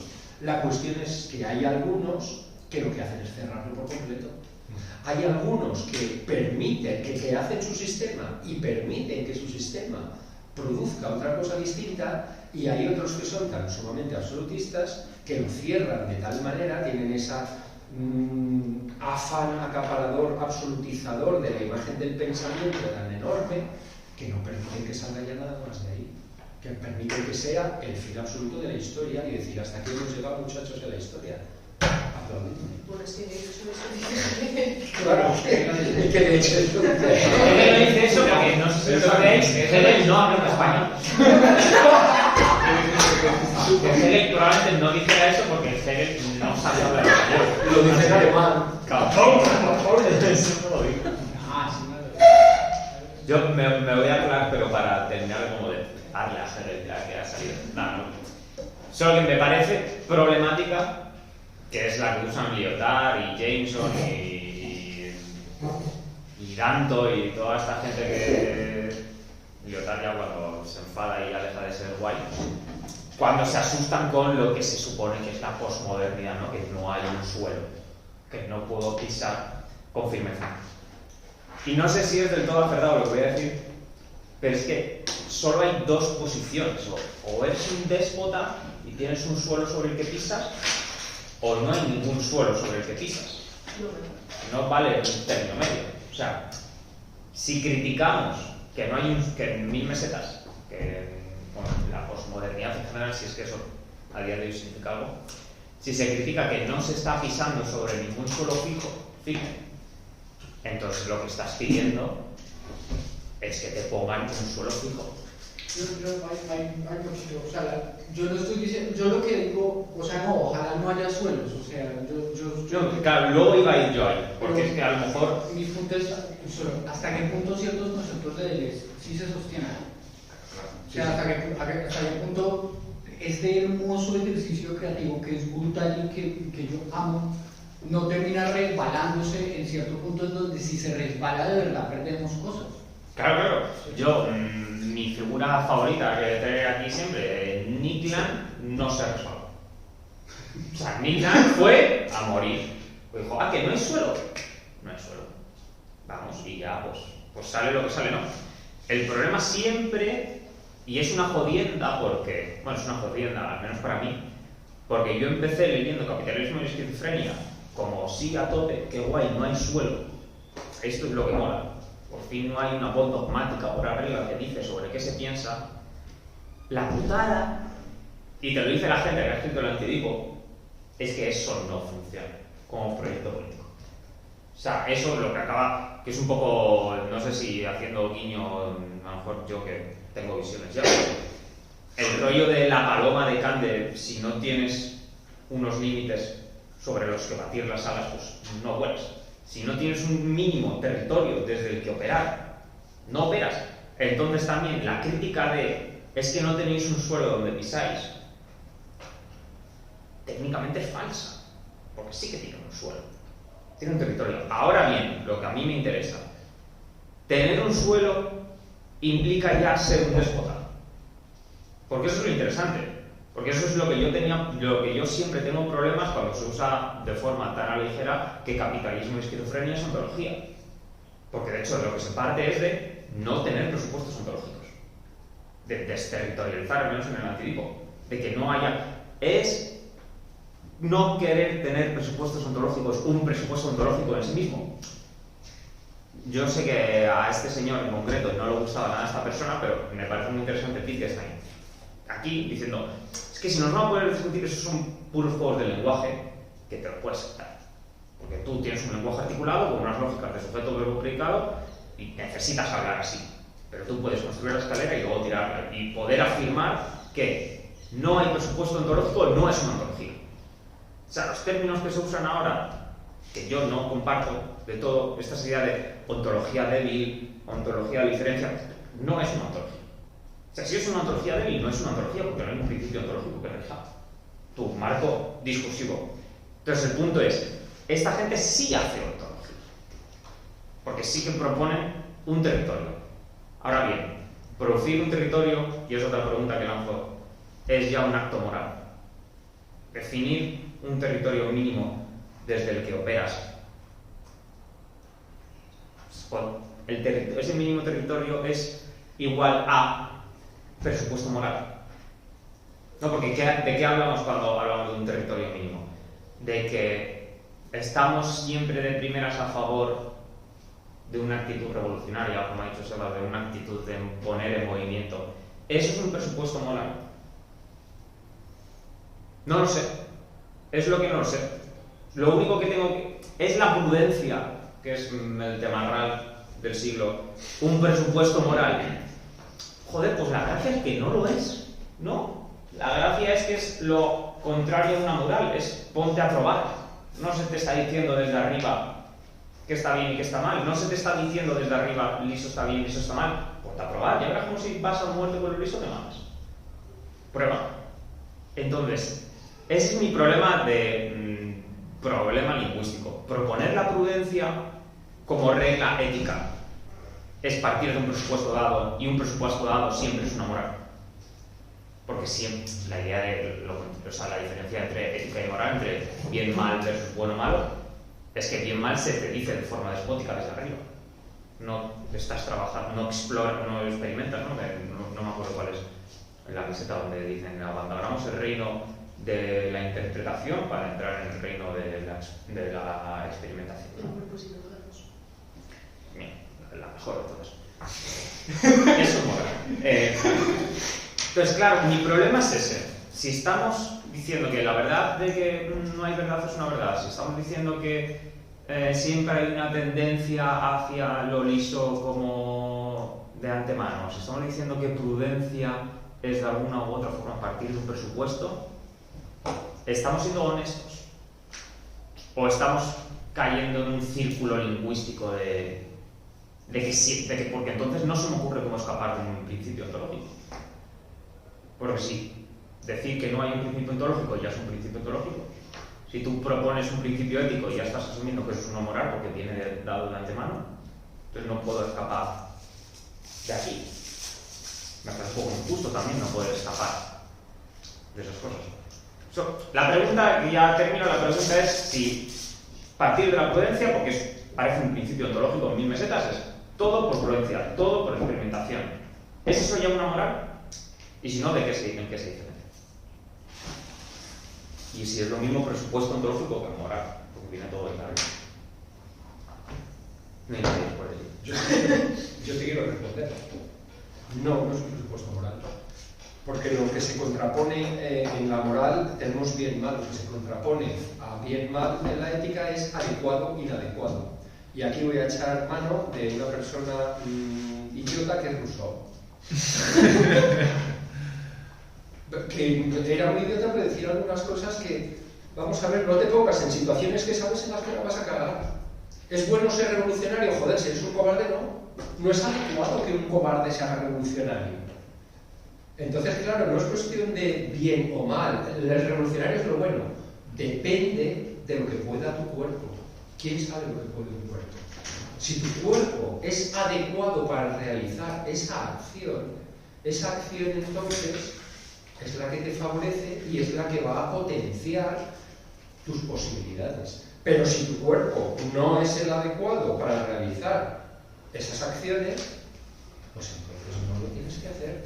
Con lo cual ya no hay un buen o mal universal. Pero estás poniendo un criterio.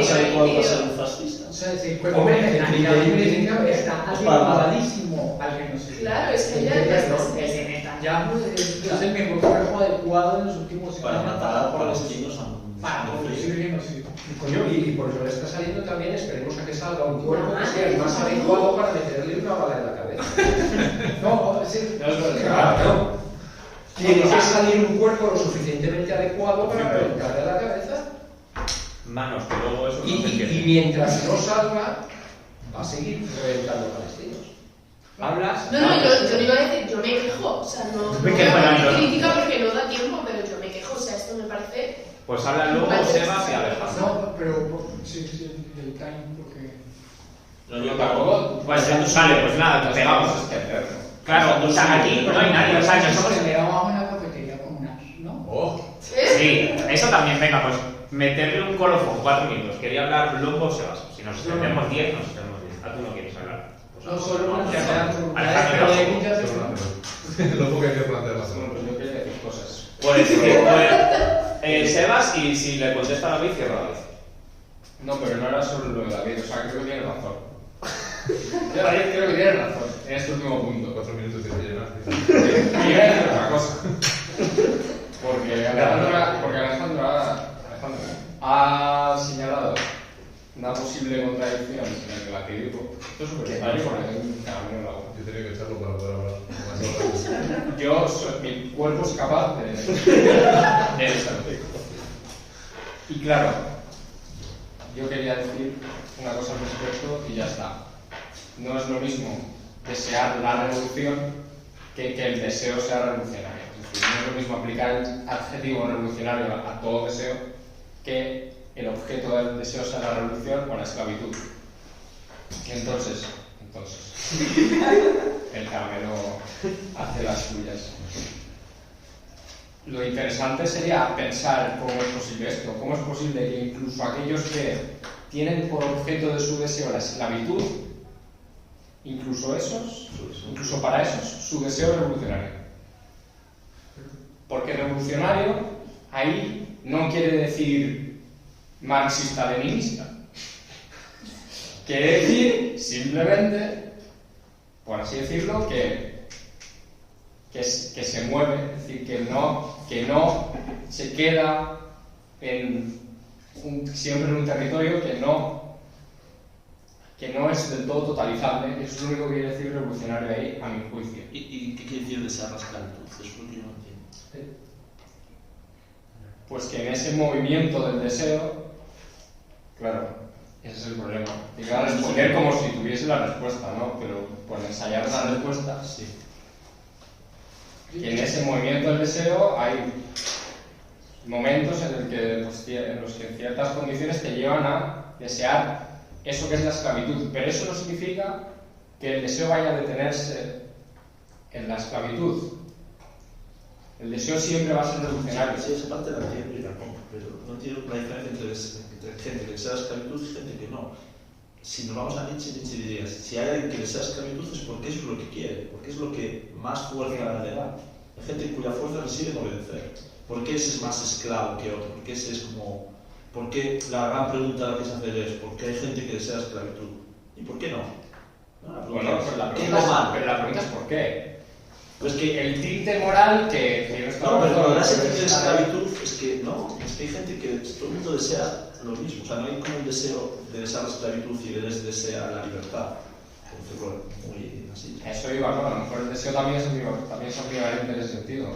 Todo el mundo, el ensayo de Guattari que creo que te referías antes, es todo el mundo desea ser un fascista. Punto. Y es imposible. Sus términos ya es como. Y es imposible no querer serlo. Lo cual no significa que tu deseo de ser fascista pueda ser a la vez revolucionario. En fin, es ya una cosa complicada. Importante que eso lo dice solo Guattari, ¿no? O sea, eso lo dice solo Guattari. Para saber por qué encasarte, ¿no? Eso lo dice solo Guattari. Y ya para terminar, por soltarlo ahí, dejarlo ahí, sobre la cuestión del no hay suelo, o en Hegel siempre hay un suelo sobre el que pisar. Precisamente el concepto que Agnès Vélez decía, si yo he hecho algo con mi vida, es inventar este concepto, esto es lo más importante que he hecho yo nunca. Ese concepto de ritornello, que precisamente sirve para entender cómo uno se fabrica un territorio y uno a la vez puede salir de ese territorio, es decir, ese movimiento constante de reterritorialización, desterritorialización, que implica que no hay un suelo absoluto, es decir, Hegel siempre sabemos en qué suelo está pisando, pero bueno, Hegel tiene su suelo, Descartes tiene su suelo, Kant tiene su suelo, yo tengo mi suelo y puedo...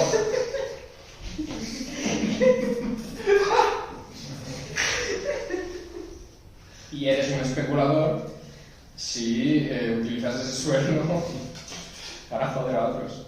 Pero si simplemente fabricas ritornelos, produces ritornelos para fabricar un territorio, cuando te aburres de ese territorio, salir a otro, sí constantemente, en vez de quedarse, porque la Universidad del Ritornelo está escrita un poco en contra de Heidegger y todas estas ideas de el Abgrund, o sea, de fundamentos, que no hay fundamentos, no sé qué. Bueno, hay fundamentos, si me pongo banderiano, hay fundamentos contingentes, en el sentido de que tú tienes tu territorio, nosotros tenemos aquí nuestro plano, tenemos aquí nuestro problema, que es el del movimiento, pero si tú quieres otro, si a ti te gusta el suelo de Hegel, pues allá tú.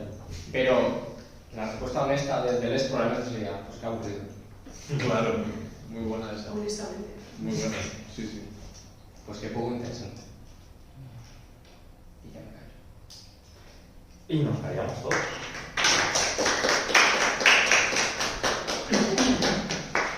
Que no haya hablado, ¿no? Que hable quien no haya hablado. Alguien se asuma a hablar en los menos 2 minutos que quedan. Yo voy a leer una cosa que me ha recordado muy al principio, que yo creo que Deleuze mismo se cuestiona en este aspecto, no sé si es moral o de la ética, pero habla de los peligros que acechan a la invocación de las diferencias puras que son el del alma bella. Somos diferentes pero no opuestos. Entonces hay puras diferencias, pero no se puede plantear una oposición entre dos posturas claramente contradictorias o contrarias. Y por tanto no hay una contienda. Si no hay una contienda no se defiende ni lo bueno ni lo malo, no se defiende nada. Es una figura de la fenomenología y es muy interesante. Porque el alma bella también supone que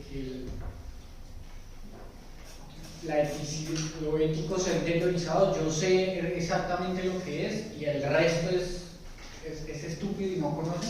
Y en parte, o sea, algunas veces yo entiendo perfectamente la posición de ustedes, pero hasta qué punto el querido Deleuze o ciertas lecturas que hacemos de él no posibilitan también caer ahí. Entonces yo entendí las diferencias,